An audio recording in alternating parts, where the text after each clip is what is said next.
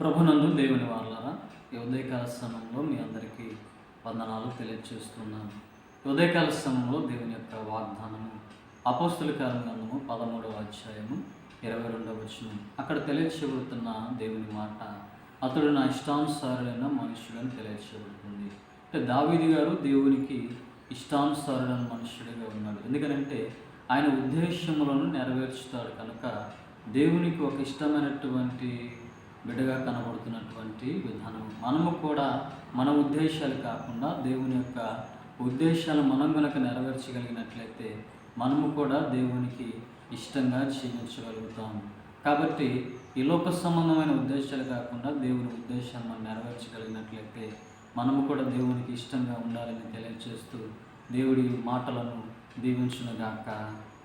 ఆమేన్.